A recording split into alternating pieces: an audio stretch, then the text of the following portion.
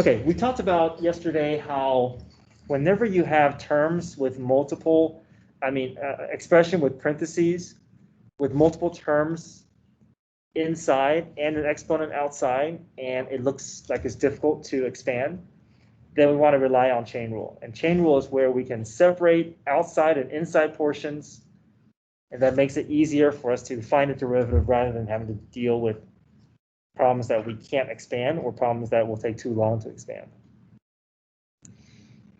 I want to highlight yesterday 4 and 5. The reason why I put these next to each other is because they both are similar, but then there's some distinct differences.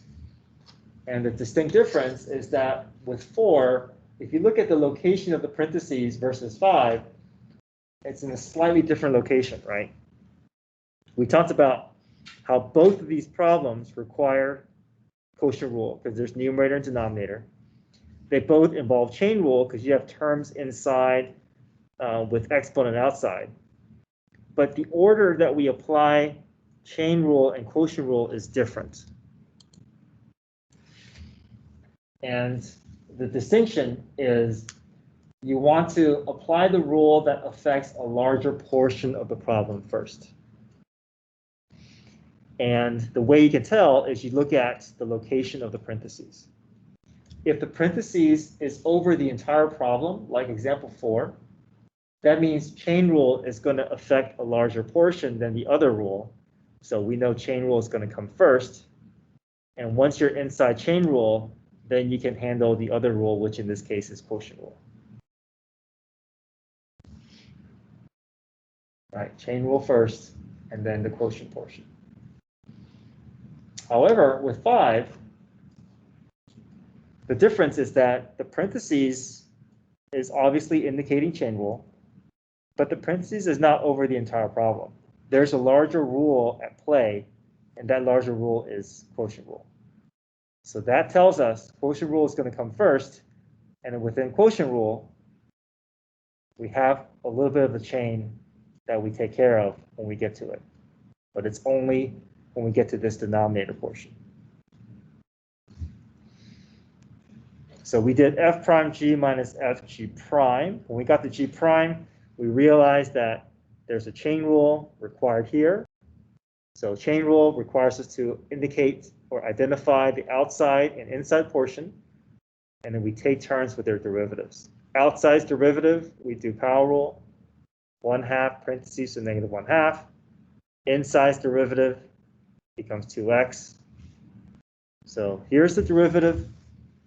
It's not the cleaned up version, but maybe I'll revisit how to clean this up. But for now, I'm okay with us leaving it because this is the answer. This is a derivative. It just looks a little messy.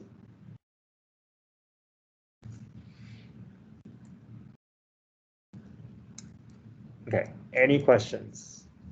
So you did the quotient rule, but where do you do chain rule? Like, I don't see where you did. Right, chain rule is just this piece right here. Yeah, yeah, it's a little piece problem.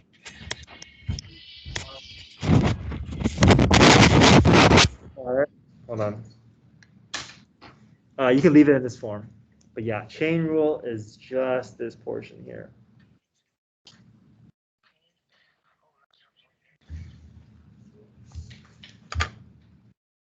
Mr. Yang? Yes.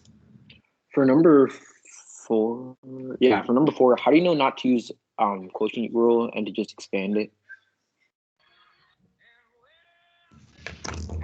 Well, we did do quotient rule, right? We did quotient rule when we got to the inside portion. Oh, okay, I see. So the out, you just leave yeah, it but then after that, we just inside. started cleaning up. We just started cleaning up after that. Okay, I see.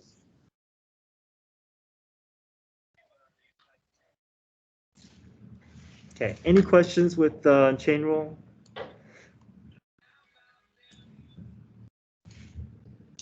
You guys okay? Yeah. All right, cool. All right, let's go to today's notes. Implicit differentiation 2.5.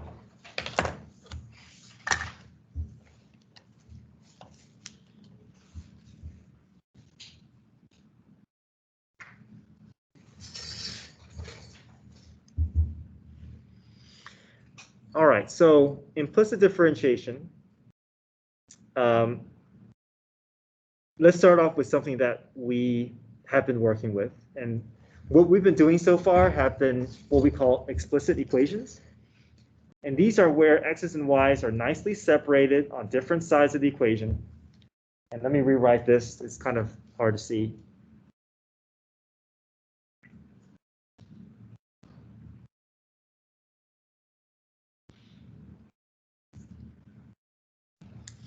So look at how this expression is organized. Look at how the fact that the x's and y's are nicely separated. There's nothing, it's always the same thing, right? It's always y equals. We don't see any y squared. We don't see any square root of y. We don't see y's on the right side of the equation, right? So we call this explicit equation because this is explicitly solved for y. And when we find the derivative, we don't even think about the left side, right? The left side is just notation. We just make it y prime or dy dx. We don't do any calculation on the left side because it's always the same thing. We only focus our attention on the right side, and we don't see any mixing between x's and y's. So these are functions. These will always pass a vertical line test. And yeah, so most of our problems are kind of going to fall in this category. However, we are going to have some equations that are not functions that will not pass a vertical line test, but we can still find slope formulas. We can still find derivatives for those problems. So we call them implicit equations. We call them implicit because the y's are implicitly defined and not explicitly defined, meaning that you have y's in the equation. So you're going to see some strange strange ways of y's being represented. So you see something that looks a little unfamiliar like this, where you have y squared, you have x's and y's mixed together, you got y cubed, or you have square root of y, something where it doesn't quite look the same as what we've seen in the past. So we can still find the slope formulas for these, but we have to take care of the y's in ways that we didn't worry about before. Okay. All right, so something that we know how to do are these explicit derivatives. So we know that y becomes dy dx, right? Or y becomes y prime. But let me kind of show you a little bit behind the scenes. What's going on is technically we are finding the derivative of y. And the derivative of y is 1, just like how x is also 1. But we're attaching a dy dx because we're asking for y's derivative with respect to x.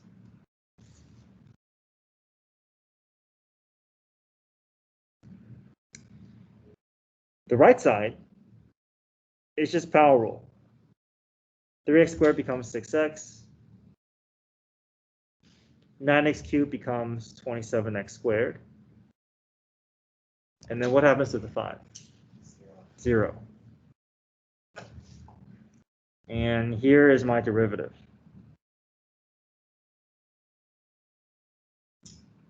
And we've been doing this ever since before the quiz, so this is familiar. But I am showing the notation that I haven't done before, which is this.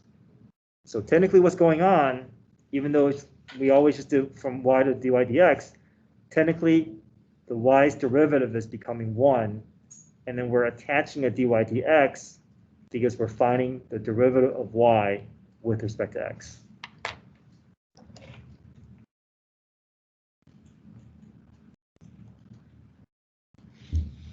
So that's the difference that we're going to experience with equations where we begin to see multiple y's show up. It's the fact that when we come across the variable for y, if we're asked to find the derivative involving a y, we're going to find that derivative and we're going to attach a dy dx to that derivative. So let's look at this term. We see something different here, right? Y squared, this is not something, and we see it on the same side as the x. This is not something that we're used to seeing. So we know that we have to do something additional with that y variable. Okay, but let's just find, again though, we can rely on just power rule for each of these terms. Okay, so what's the derivative of y squared? Power rule, right? 2y. 2y. Good. But because we're asking for y's derivative, we need to immediately attach a dy dx to that variable. Because we're indicating what we just did. We just found the derivative of y with respect to x. So we attach dy dx. Right? The rest is the same as before. 5x becomes what?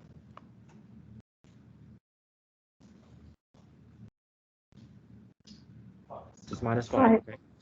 And then the 4 goes to 0. Okay. I think that's a common mistake. Sometimes when we see the constant by itself, we think it's immune to the derivative, but it's actually 0.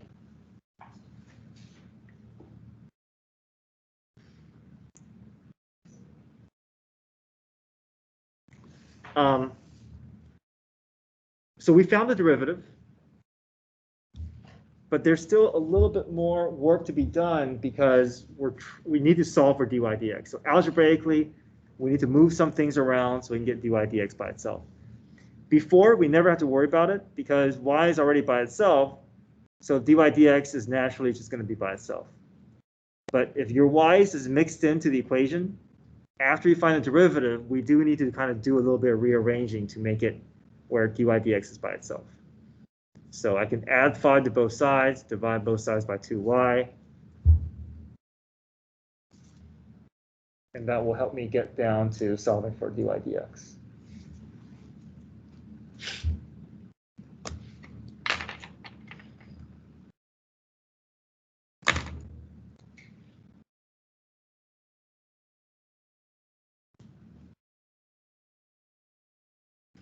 Okay, divide both sides by 2y.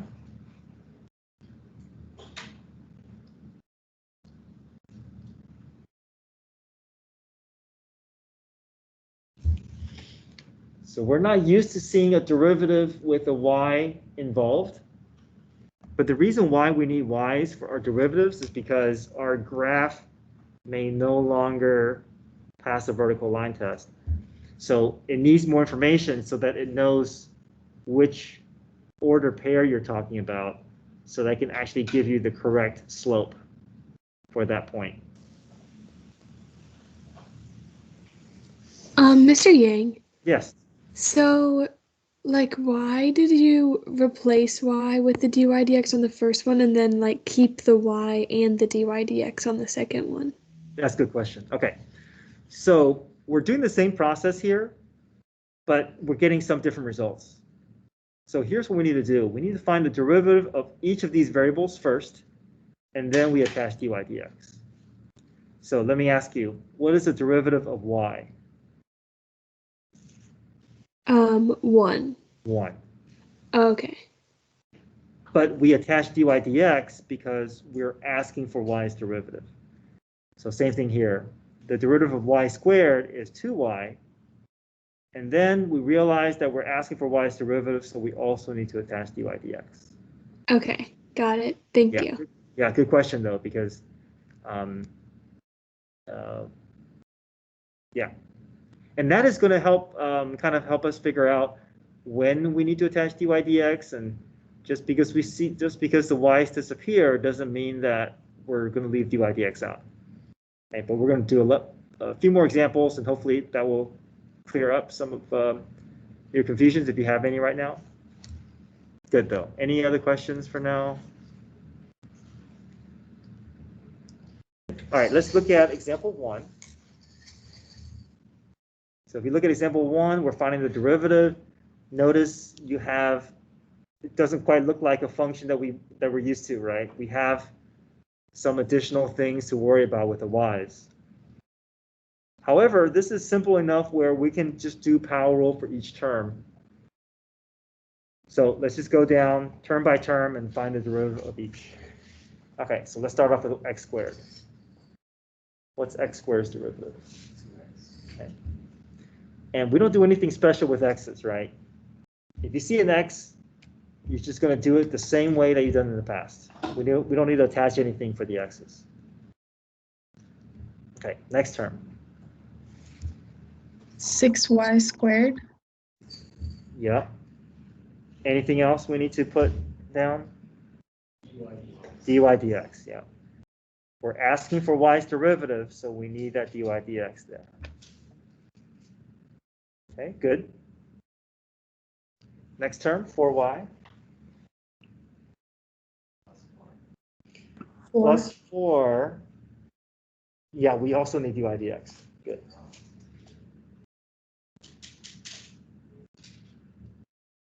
Even though the y disappears, we are asking for y's derivative. So anytime you're asking for y's derivative, it's going to have to show up.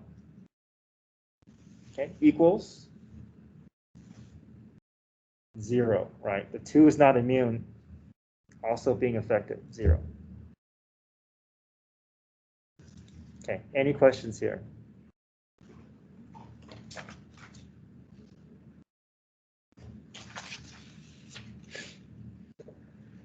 Okay, so now we're done with the calculus. We just want to get these two terms by itself so that we can factor the dy dx and solve for dy dx. So I'll move the 2x over to the right and keep these two terms on the left.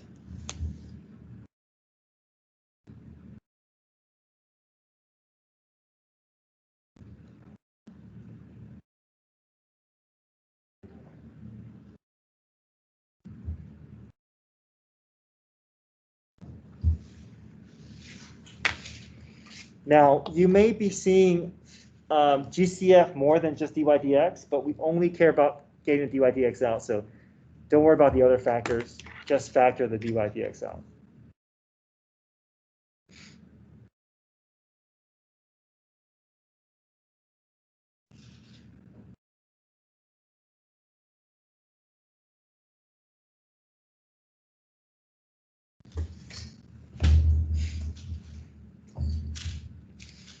One final step remains, dividing the parentheses over.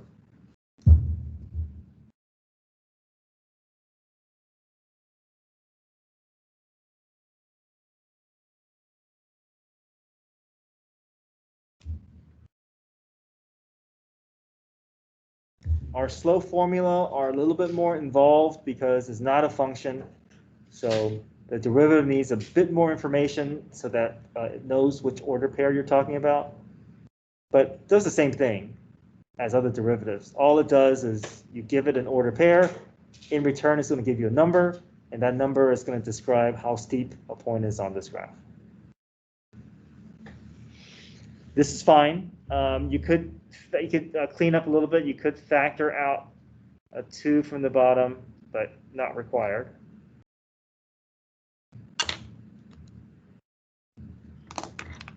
So if you want to write your answer like this is fine as well. But they're the same thing.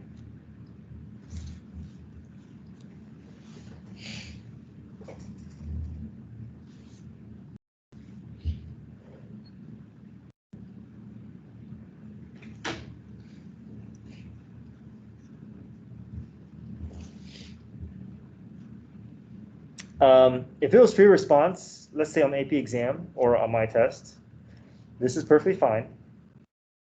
But if this was a multiple choice question on the AP exam, they'll probably have the answer choice being more like this.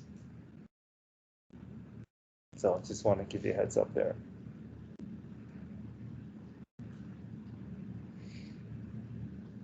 All right, any question, first page? Okay, let's go to the back.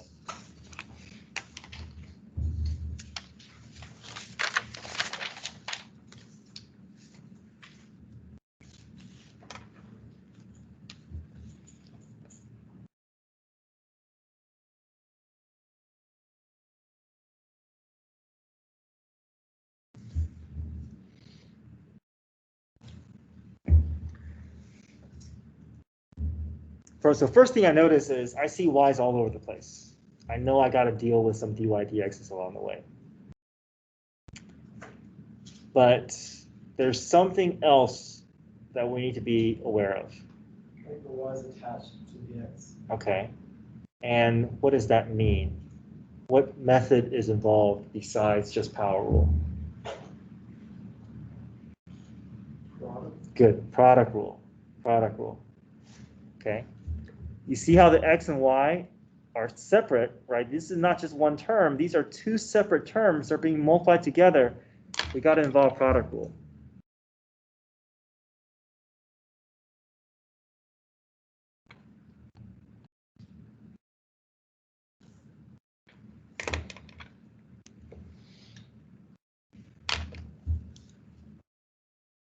So let's label the different parts here.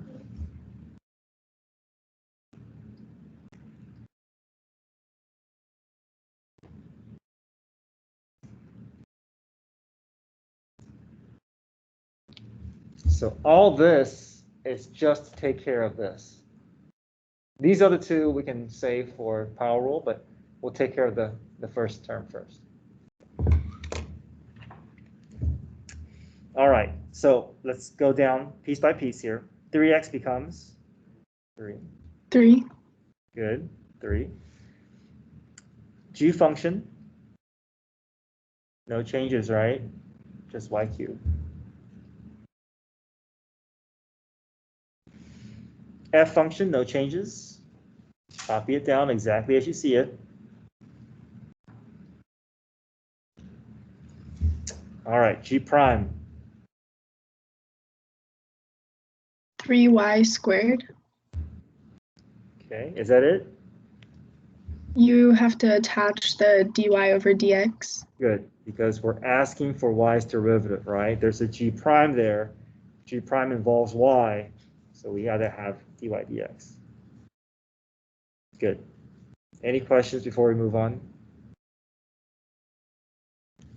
Do Okay. you have to attach? Oh, never mind. I thought Okay, I was about to well, say, no, go ahead and ask that question because I think some students are gonna. like, do we have to attach the dy dx to the y cube? Like, no, right? Because we don't take the derivative of the y. Good. Right, so I think a lot of students want to do this. They want to attach dy dx because they see a y, but we don't because it's not the derivative, right? If it's not the derivative, then we don't involve dy dx, right? Dy dx is only used when there's a derivative called for. Good. All right, what's next? We have to still finish these two terms, right? What does negative 2y turn into? Is that it? Anything else? dy dx. Yeah, we still need dy dx. You see the y disappears, but we are asking for y's derivative. Yeah, so that's a common thing to miss. But it's okay. I mean, we're working through that process now, right? Okay. Does the 7 stay? It becomes a 0 because it's a Becomes 0. constant. Good.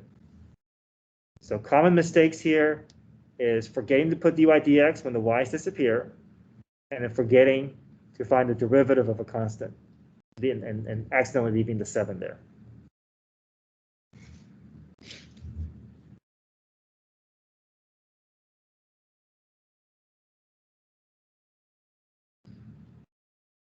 Okay, so the calculus is done. The rest is just trying to get dy dx by itself.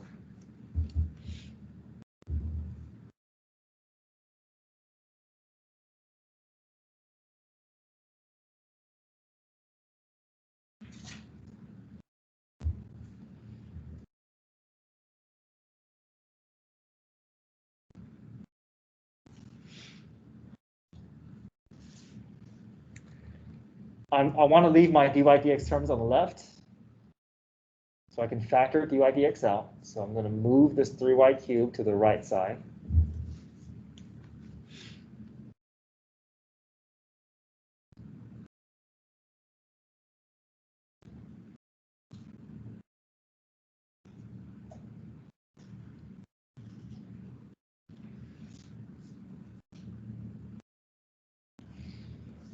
Factor dy dx out.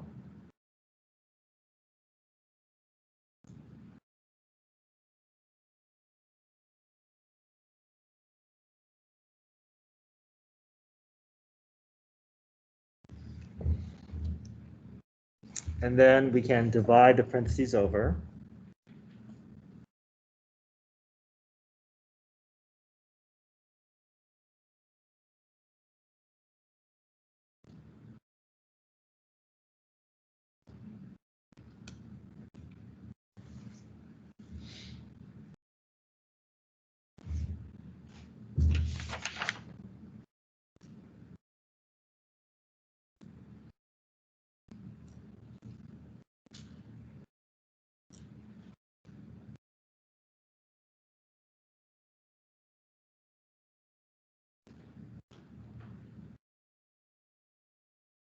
All right, any questions here?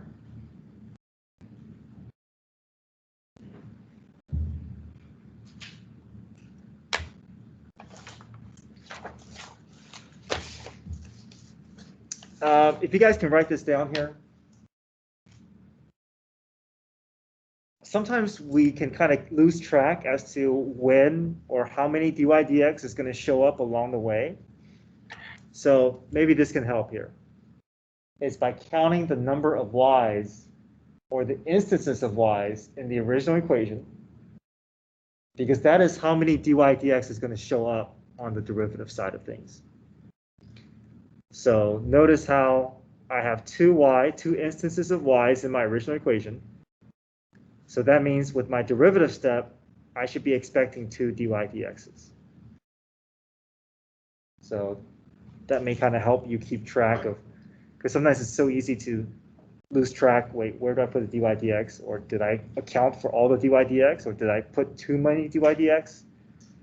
So could it also mean like the amount of dy dx or the amount of original y's in the equation would be the terms in the bottom portion of? Not necessarily, because sometimes you have a constant that goes away. But I think what we can say is that every y is going to produce its own dy dx. Okay. Yeah. So that's why there's going to be a match. But I think this is what I've seen some mistakes in the past is sometimes we just want to attach dy dx whenever we see y's in the derivative, and that's going to throw us off our answer. So sometimes we want to put dy dx here, which we don't because it's not derivative. Students tend to not have issues here. They tend to, do just fine here. But this one, sometimes we'll leave out the dy dx because we don't see a y involved. So yeah, just all those little things can kind of add up.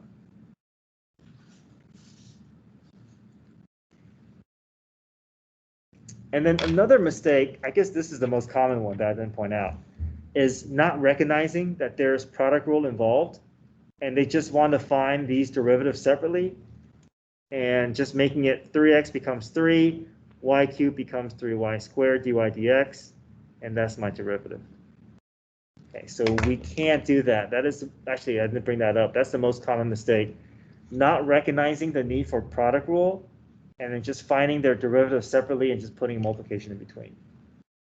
We can do that if it was 3x plus y cubed or 3x minus y cubed, but these are connected in ways more than we may be expecting.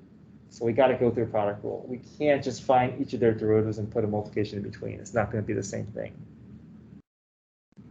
Even though, for some, it may feel kind of logical to do that. I mean, we do involve their derivatives. They both show up, but it's going to be a little bit more involvement than just the two of those pieces. All right, so a lot of room for mistakes, but hopefully I brought up most of them so we can avoid it. Okay, let's go to example 3.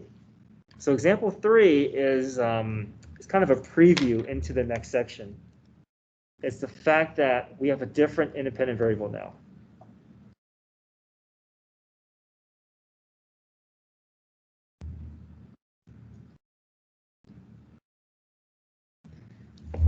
Which means that we still are going to do, we're still going to find the derivative of, we're going to attach some sort of a differential, but instead of d over dx, is now going to be d over dt.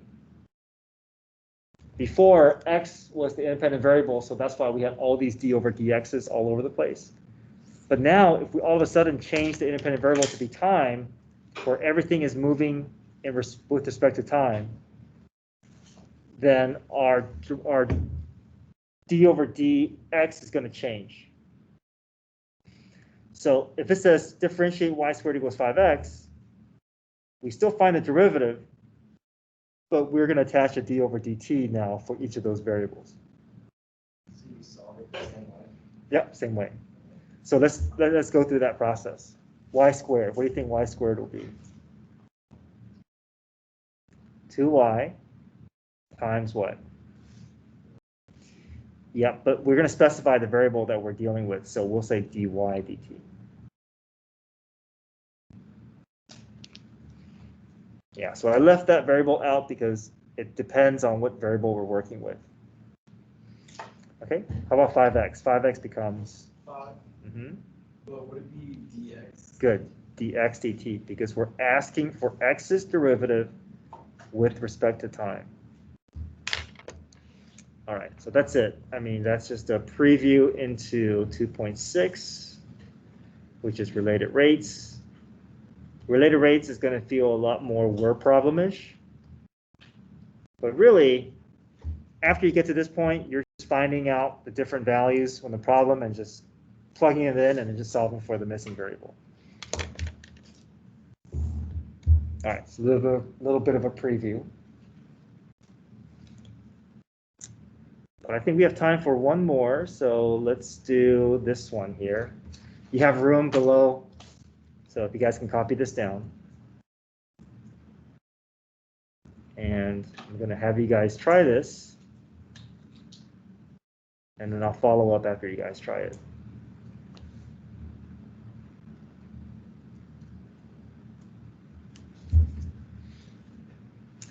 And use example 2 as a model to help you through.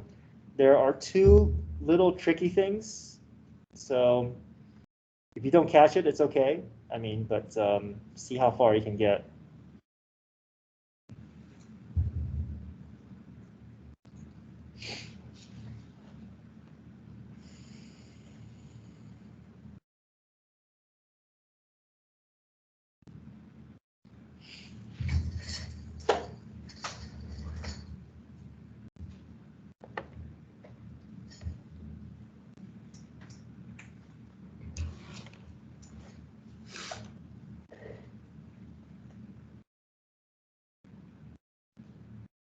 I just realized, I was like, why does 4th period feel so long? Because it's like, this 4th and 5th period are both an hour long. Forget that. Because of lunch, because they want to give 30 minutes for each lunch period.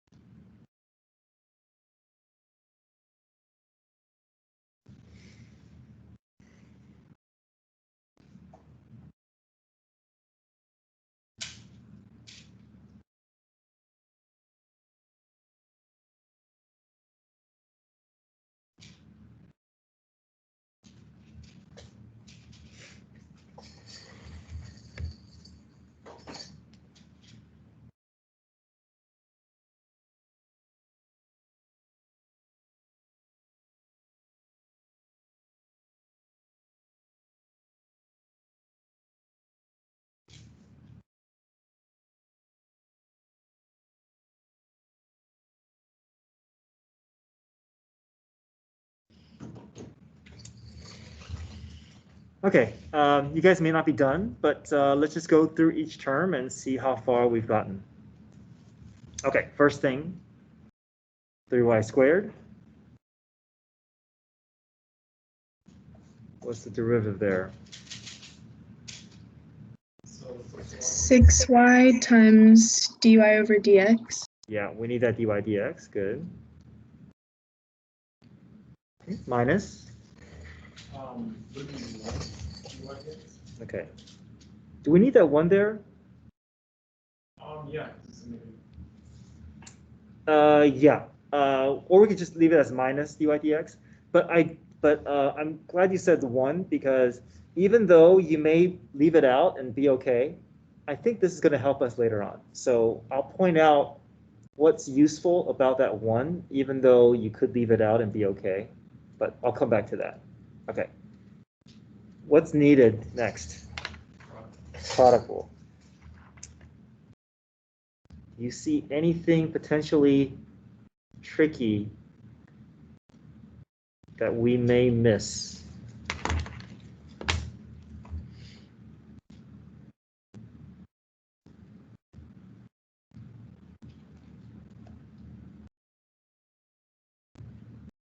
It's very subtle, but there's something that I consistently see mistakes with this type of a setup. Is it the minus sign? Yeah, that minus causes issues with student answers. And what is about that minus sign that throws things off for many of us? We'd have to distribute it to each. Yeah. That plus sign changes to a minus, and that throws students off a lot. So you know, I guess it's good to be teaching this a couple of years because you see this pattern, and I'm able to. Hopefully, I'm remembering most of it. But yeah, it's just like oh wait, every time I see it, I'm like, all right, next year I'm going to make sure I point it out earlier so that I can hopefully minimize the mistakes. Okay, so this is what I like to do here. I like to, if I see a minus sign and I see a product rule, I like to put a big parentheses as a big reminder that I got to deal with that negative. I don't want to lose track of that negative there.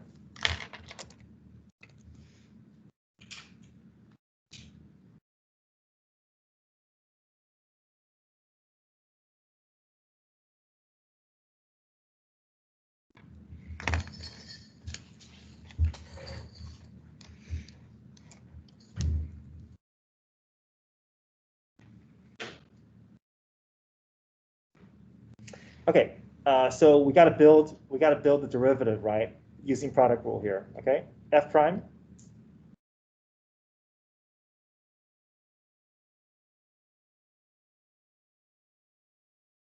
Six y dy dx, right?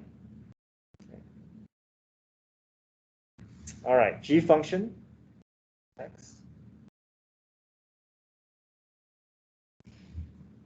Back to f.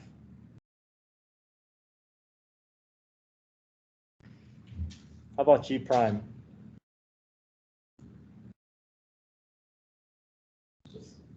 Just one.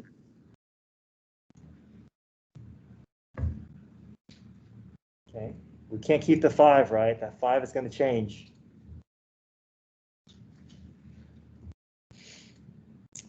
Okay, calculus is done. Now we're just trying to move things around and get dy dx by itself. Okay, so I'm going to distribute the negative through.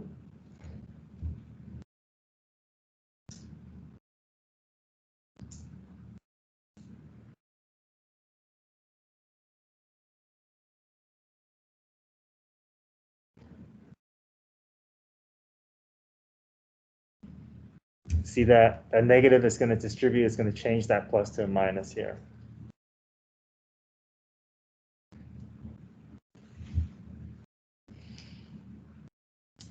All right, I have 3 dy dx terms, so these I'm going to leave on the left side. But I'm going to move the 3y squared to the right side so that I can factor the dy dx out.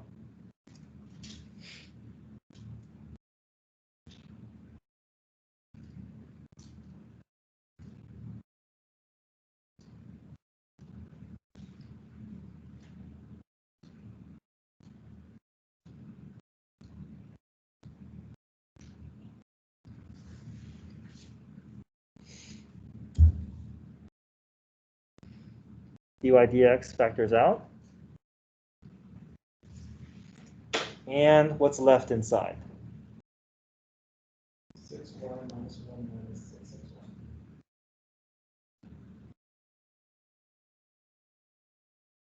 So our derivative looks messier and messier, but big picture, all it does is just giving us some slope information about the original curve.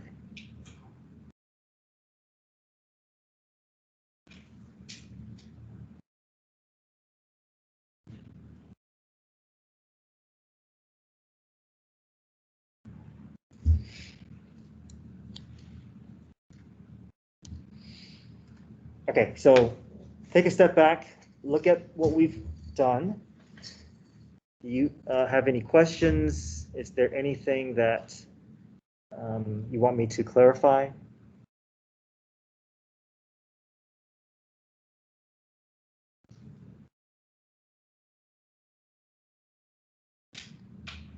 You guys okay? Okay. Now, I do want to point something out here. This is not necessary, having that 1 there, but what is the advantage of that 1? What if that 1 wasn't here? Can you guys see what students may do if that 1 wasn't there, even though it's not needed? Change the 6xy to a positive thing. And leave out the 1 in the final equation. Yeah, so I think what happens is when you don't see a placeholder there, I think sometimes when we factor, you may think, okay, I factored dy dx out, so there's nothing left there, so I don't need a second term. I don't need a middle term. I can just have it as 6y minus 6xy. So that's where I see student issues. Not because you need, that 1 is not needed in the sense that it's not incorrect, but it helps so much having that 1 there, because if you factor a dy dx out of 3 terms, you should still be left with 3 terms, right? And also, if I distribute the dy dx through, I should be able to get back to where I started from. But so many times I see students leaving out a 1, and that impacts the way that they factor. So having that 1 there, I think, is really helpful. Again, if you don't put a 1 there, you won't lose points, but it may cause you to lose points later on. So just pointing out some things I've seen in the past. Okay, any questions? Okay, you guys have some homework from implicit differentiation, the worksheet. I do want to point out something about the schedule because I jumped the gun a little bit with next week's schedule. So let me pull that up and then just make sure that we're on the same page for next week.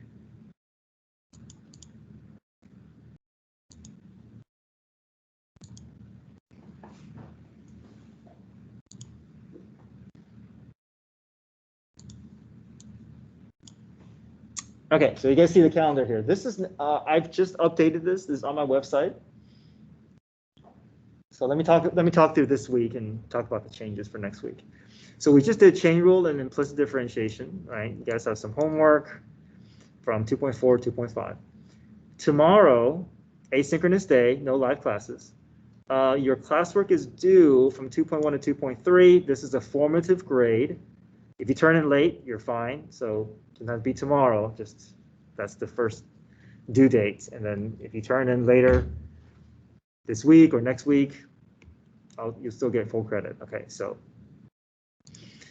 I am going to have a help session tomorrow, 8:30 to 9:30, through Teams. And just over 2.4, 2.5, I'm going to go over these worksheets or problems from this worksheet or any questions you guys have. I'm trying to get through grading the quiz from last week. If I get that finished, I will release it to you, and I will have a morning review like 9:30 to 10:30 going over the quiz. But I'm going to try. I'll send out a reminder to let you know this afternoon. Thursday, we'll have our test review.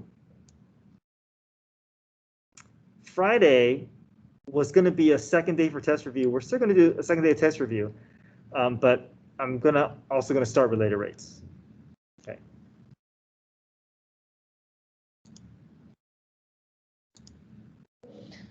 Monday, we'll have a third day of test review. And then the test is going to be on Tuesday. Initially, I had the test to be on Thursday, and then just making Monday, Tuesday related rates notes. But after talking to Mr. Jones, I think we realized that having 5 continuous days of no chapter 2 in class can sometimes, I think that may be detrimental for students preparing for a test, and being 5 days away from it is going to be tough. So I think having day 1, a half day, and day 3 before a test, I think it's good. Keeps it fresh in our heads. I'll still have a morning help session, 7:15. And then Wednesday, we can use this as any makeup sessions for students who are sick or weren't able to make it on Tuesday or absent Tuesday, can make it up on Wednesday. And then Thursday, we'll go back to related rates. Okay, any questions with the updated calendar? Okay, so we've covered all the new material, but there's still a few things in terms of presentation that we'll cover during our review days. All right. I'm going to end the class early. Any questions? All right, have a good asynchronous day tomorrow, and I'll see you guys in class Thursday. Thank you, Mr. Yang. Thanks, guys. Bye. Bye, Mr. Yang. Thank you. Thank you. Take care. Maybe it was.